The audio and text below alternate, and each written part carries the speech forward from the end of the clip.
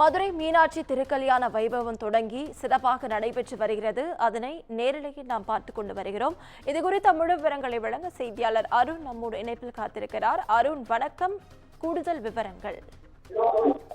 நவீனா, உலக பிரசித்தி பெற்ற மதுரை மீனாட்சி அம்மன் கோவிலுடைய சித்திரை திருவிழாவானது கடந்த ஏப்ரல் 29 கொடியேற்றத்துடன் தொடங்கியது. இந்த நிலையில் சிகர நிகழ்ச்சியான 10ஆம் நாளான இன்று மீனாட்சி சுந்தரேஸ்வரர் திருக்கல்யாண வைபவமானது நடைபெற இருக்கிறது. சரியாக காலை 8:35 மணி முதல் 8:59 மணிக்கு இந்த திருக்கல்யாண வைபவமானது நடைபெற இருக்கிறது.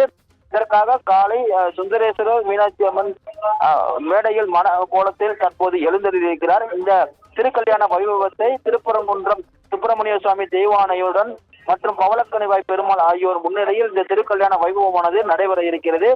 திருக்கல்யாணத்தை முன்னிட்டு சுவாமியும் அம்மாளும் இன்று அதிகாலை அழகிரி சாமி நாயுடு, சூறாவளி சுப்பிரமணியர் மற்றும் கல்யாண சுந்தரேஸ்வரர் முதலியார் மண்டபப்படிகளில் எழுந்தருளிய பின்பர் 4 சித்திரை வீதிகளும் சுற்றி வலம் வந்தனர்.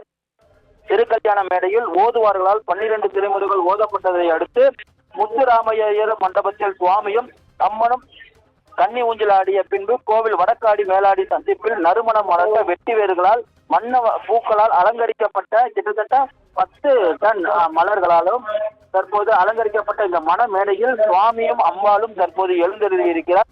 சரியாக 8:35 மணி முதல் 8:59 மணி அளவில் இந்த திருக்கல்யாண வைபவமானது நடைபெற இருக்கிறது.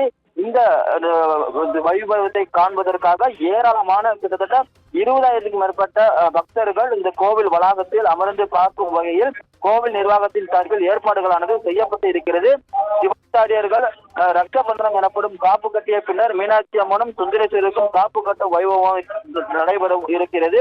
இந்த பல்வேறு பூஜைகள் நடைபெற்ற பின்பு இந்த திருக்கல்யாண வைபவம் வெகு விமர்சையாக இன்னும் சற்று நேரத்தில் நடைபெற இருக்கிறது. நவீனா, விரிவான தகவல்களுக்கு நன்றி அருண்.